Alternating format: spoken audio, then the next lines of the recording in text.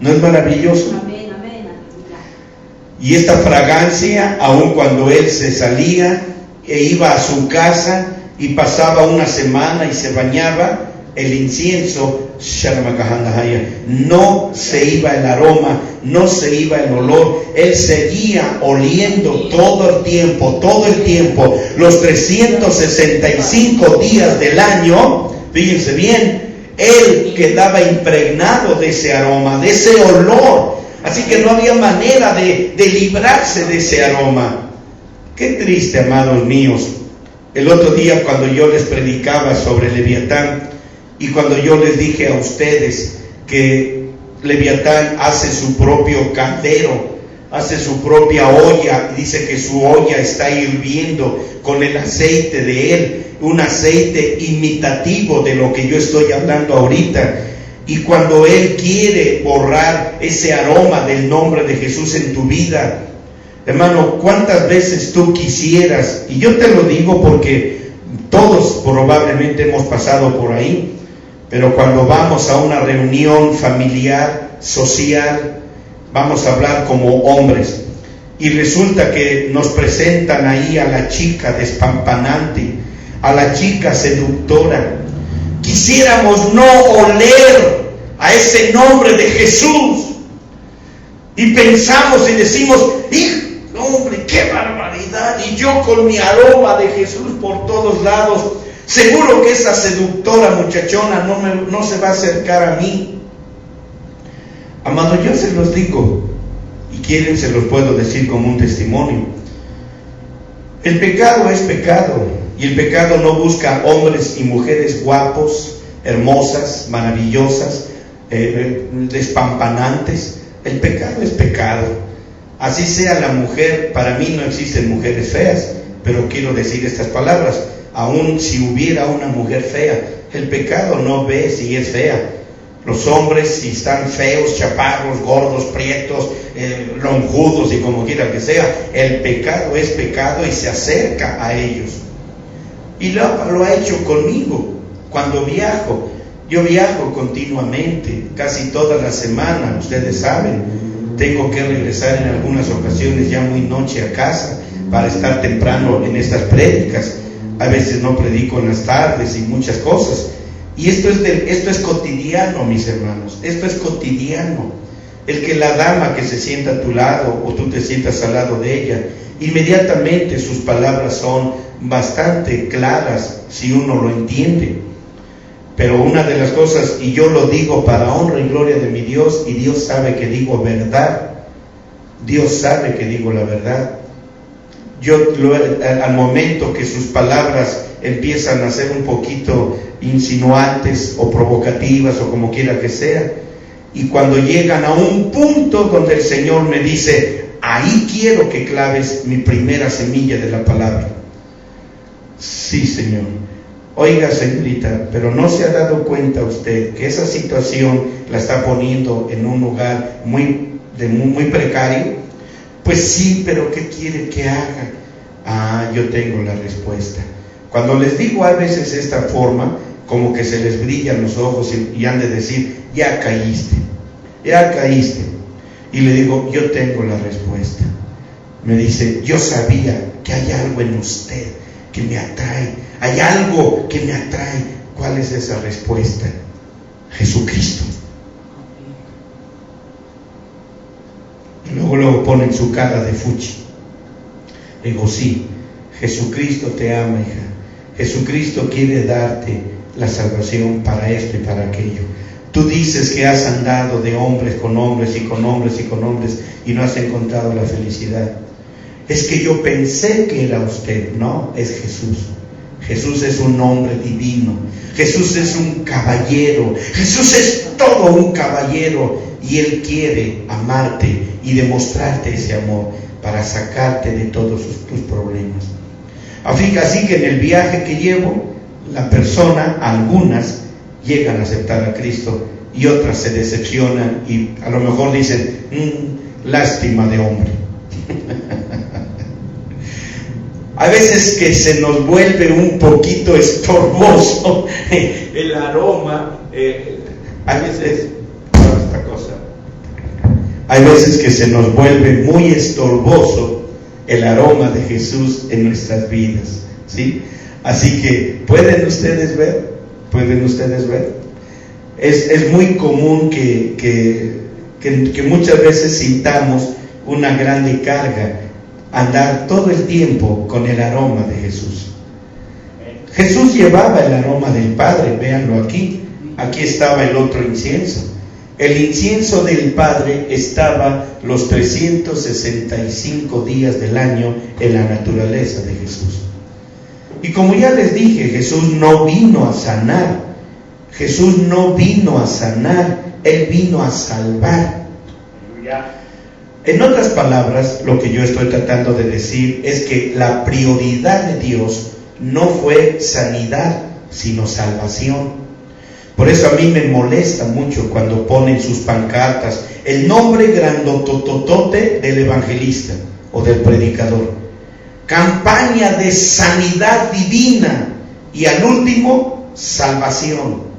Hermanos, la prioridad de Jesús no fue venir a sanar. La sanidad, esto, hermano, viene de acuerdo a la voluntad de Dios. ¿Saben cómo ustedes y yo somos salvos? ¿Sí es cierto o no es cierto? Ustedes y yo somos salvos. Él nos hizo salvos. Y si no morimos por un atropellamiento, un asesinato, un acto violento, un terremoto o no sé qué otra cosa, ¿de qué muere la mayor parte de la gente? Hablando en este caso de gente salva. ¿De qué muere? Por causa de una, ¿no atinan? De una enfermedad. Van a morir por causa de una enfermedad. Todos vamos a morir por causa de una enfermedad. Y déjenme decirles que morir de una enfermedad es una grande gracia delante de Dios. Hace poco estuve en un sepelio y los familiares estaban tan angustiados. Es obvio, por la pérdida. Era una joven. Y le decía yo a los dolientes en el sepelio, les decía: amados hermanos, denle las gracias al Señor, que ustedes están velando un cuerpo entero, que fue muerto por causa de la enfermedad. Pero no están velando un cuerpo mutilado, no están velando un cuerpo incinerado, o sea que lo quemaron ahí los hombres violentos.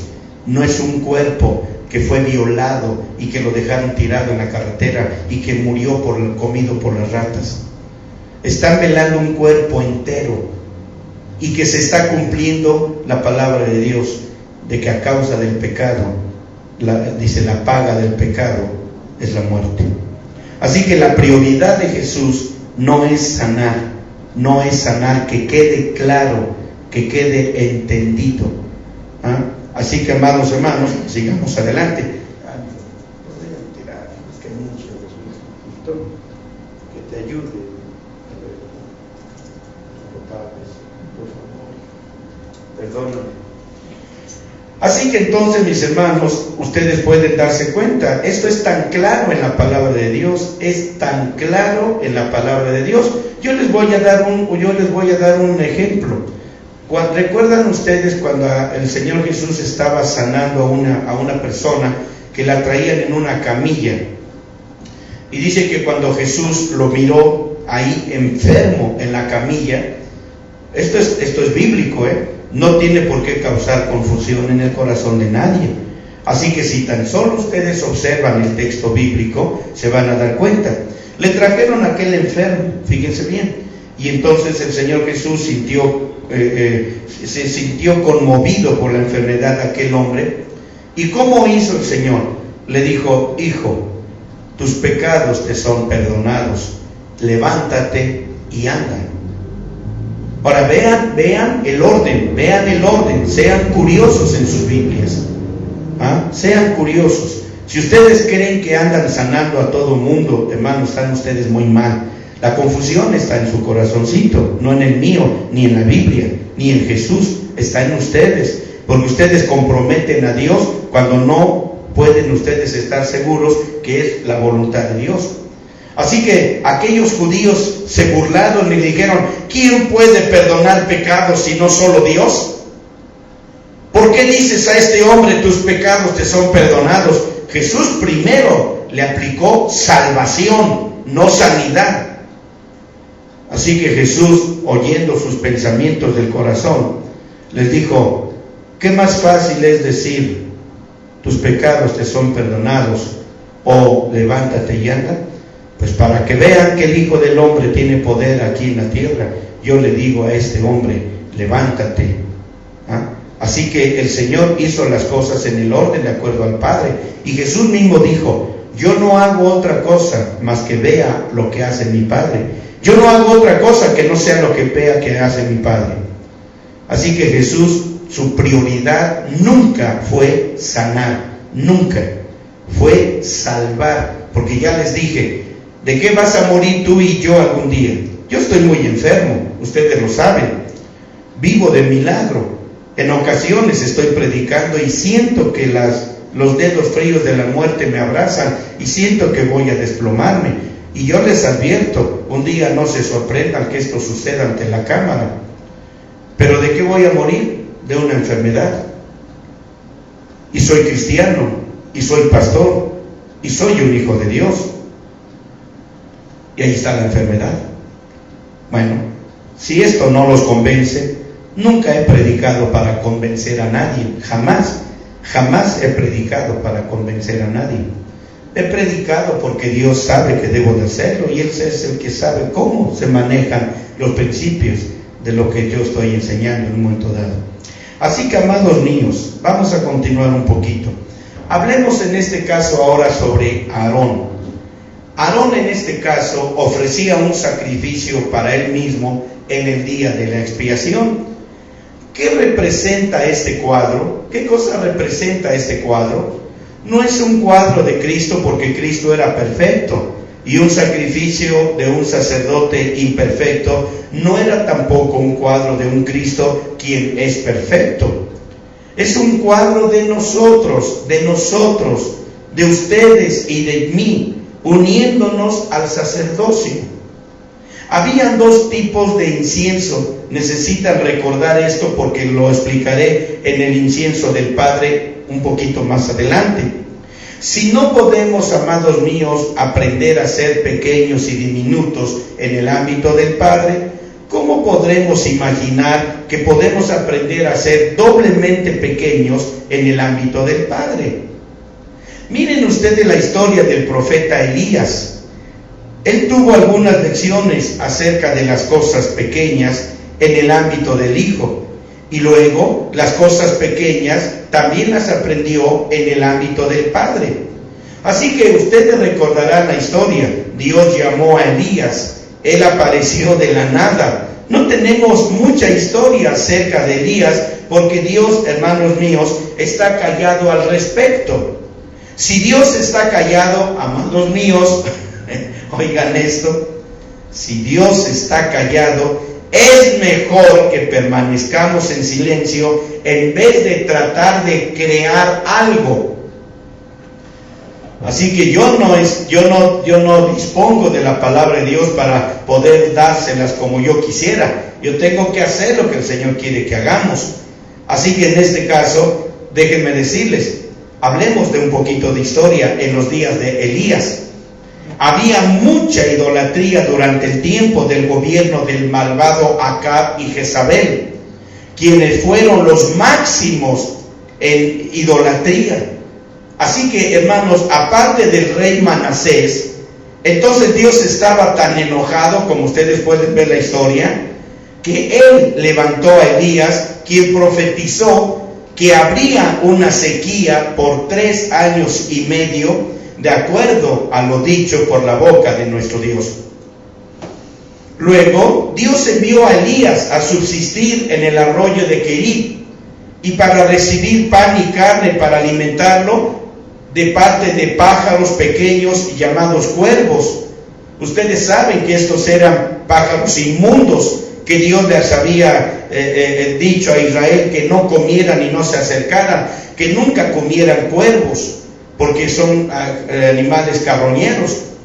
¿Por qué hizo Dios esto? De llevar a estos cuervos para que de su pico comiera Elías y fuera sustentado. Miren cuán pequeño se había convertido Elías en cuanto a obediencia para estar sujeto ante Dios. ¿Acaso él se puso en un plan de decirle: oye Señor, ¿qué te pasa? ¿Qué te sucede? ¿Qué te sucede? ¿Por qué vienes a darme? Estos animales son carroñeros, son inmundos. ¿Sabes qué, Señor? Llévate tu comida y a tus aves cochinas, llévatelas por allá. Yo jamás comeré eso. ¿Hasta dónde? ¿Hasta dónde? ¿Hasta dónde era importante que Elías haya tomado el lugar doblemente molido? En otras palabras, Elías había sido molido doblemente. Elías era un incienso molido doble. Por eso fue por lo que él no reparó en ningún momento de recibir lo que Dios le estaba mandando como alimento. Es lo mismo con la enfermedad. Ustedes pueden necear todo el tiempo de que Jesús vino a sanar. Él no vino a sanar. Yo nada más le digo a usted, hermano, ¿por qué no mejor guarda silencio? Como lo hizo Elías. Guarde silencio. Si Dios quiere reservar algo, Él tiene un plan perfecto. Si Dios permite una enfermedad, es porque Él la permitió en tu cuerpo. Y cuidado con que reprendas lo que Dios puso en tu cuerpo. Cuidado con que tú te pongas a decir: a mí no me va a funcionar, Señor, tus enfermedades, a mí no me van a funcionar, rechazo esa enfermedad, como he oído a muchos pastores. Rechazo esa enfermedad. ¿Y si vino de Dios?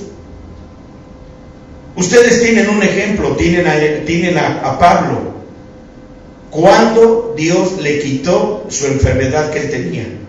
Jamás se la quitó. Y Pablo aprendió también a ser doblemente molido. Y el Señor le dijo: mira, Pablo, deja de estar hablando. Mira, muchachito loco, deja de estar hablando y vociferando lo que no sabes acerca de mi eternidad Kedem y mi eternidad Olam. Así que mira, solamente te voy a decir una cosa, no voy a discutir contigo, solamente bástate de mi gracia. Bástate de mi gracia.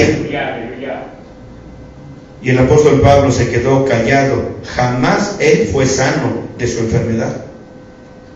Hermanos, tengamos cuidado cuando no sabemos lo que Dios quiere decir, o cuando Dios se reserva el derecho de guardar silencio. No te involucres en los secretos de Dios. No te involucres, mi hermano. Yo estoy dándote una prioridad que es bíblica. Él vino a salvar, a restaurar el altar, como dice el hermano Bernardo. Simplemente miren, hermanos, se los voy a decir. Me gusta lo que dice nuestro hermano Bernardo. Me gusta lo que dices, hijo. Déjenme platicarles, ya que estoy con Elías. Voy a abreviar la historia porque sé que la conocen de principio a fin. Pero déjenme decirles, cuando Elías se levantó y dijo: ¡basta! Se acabó, dejen de estar haciendo su show y su espectáculo a Baal. Entonces, óiganme bien, esto es bíblico, lo pueden ver en su Biblia. Entonces Elías se levantó y le dijo a los idólatras israelitas: vengan acá, acérquense. ¿Y saben qué fue lo que hizo? Los hizo salvos. Primero restauró el altar de ellos, este altar de su corazón.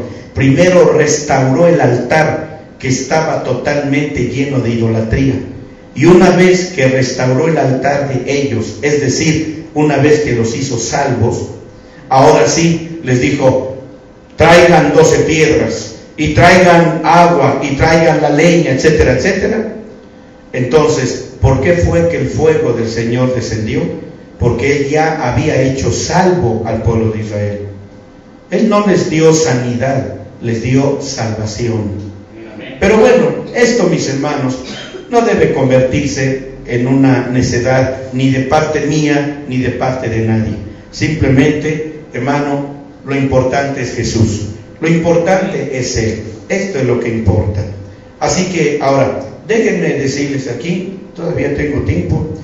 Yo pensé que ya estaba pasado de tiempo, pero no. Bueno, tiempo de edad sí estoy pasado de tiempo, pero estoy hablando de predicar, Así que vamos a ver.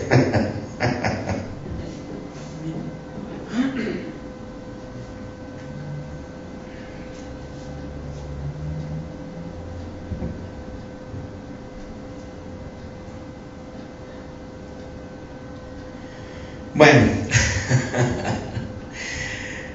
¿saben una cosa? A final de cuentas, bueno, como dice el hermano Fabián, a final de cuentas, creo que nadie de nosotros, por muy sabios y consagrados pastores que podríamos decir que seamos, a final de cuentas, Dios es el amo, Dios es el dueño, Dios es el que puede cambiar el orden de los factores.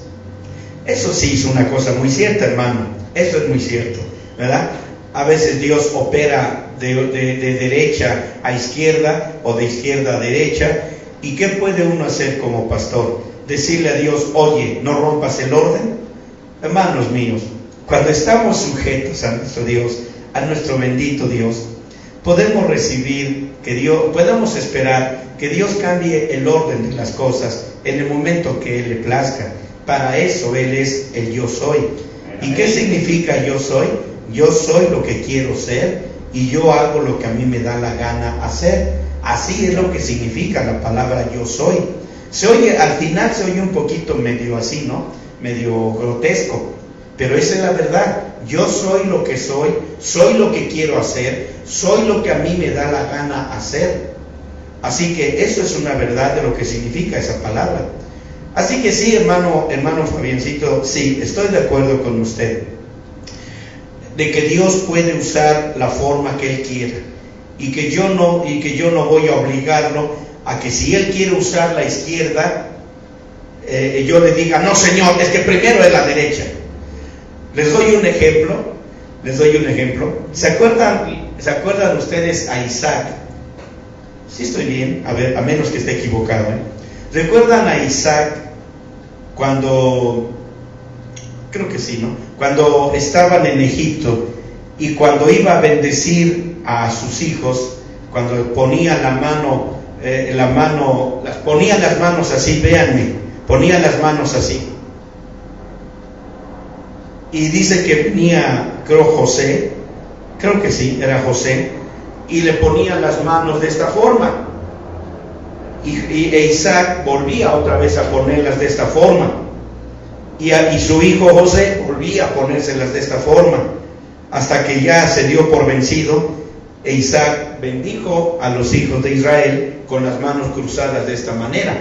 ¿Por qué? Porque la posición que los hijos tenían o como los había colocado José no era el orden de Dios, e Isaac sabía perfectamente el orden de cómo Dios quería bendecirlos. Y decía, no Padre, tu derecha sobre él y tu izquierda sobre este. E Isaac volvía a cruzar los brazos así, porque él quería hacer la bendición conforme a la voluntad de Dios. Esto es maravilloso. Esto comprueba lo que les estoy diciendo o lo que el hermano está comentando, de que a veces Dios primero sana y luego salva. Bueno, es cierto. Yo no voy a discutir eso porque vuelvo a decirles, Dios es el único que puede alterar el orden o los factores de su propia voluntad. Él es el único. Así que sigamos adelante, amén. Amén. Lo importante para nosotros es la salvación. Así que gloria a Dios porque Él hace las cosas conforme a su precioso corazón. Bueno, pues ¿dónde más estoy? Estaba con Elías, ¿verdad? Ay, este hombre Elías. Vamos a ver qué pasó con Elías. Pero ya se dieron cuenta que Elías en ningún momento reprobó a Dios o rechazó de Dios que le haya llevado comida por parte de los cuervos. ¿Por qué lo hizo? ¿Por qué no reprobó a Dios o no le reprochó a Dios esto? Porque Elías había ya llegado al punto donde él era un arco iris. teniendo las 4 letras del nombre, habiendo sido pulverizado doblemente. Así que entonces, mis amados, déjenme decirles, de alguna manera, miren cuán pequeño se había entonces convertido Elías en obediencia, como para poder estar tan sujeto a Dios y recibir el alimento de parte de estos aves de rapiña. El Padre purificó y santificó a esos cuervos, es lo que ustedes no saben. ¿Vieron eso? ¿Vieron eso? ¿Vieron cómo Dios es autónomo y que Dios no depende de muchas cosas, ni internas ni externas, para hacer y aplicar su voluntad? Así que lo cual es buenas noticias para nosotros, porque si Dios puede hacer eso con unos cuervos, de purificarlos y santificarlos, ¿cuánto más puede Él hacer esto por mi alma, por el alma tuya? Bendito su santo nombre. Y ellos llevaron a Elías carne y pan en la mañana y en la noche, y estoy totalmente seguro que no era carne de rapiña, era carne limpia.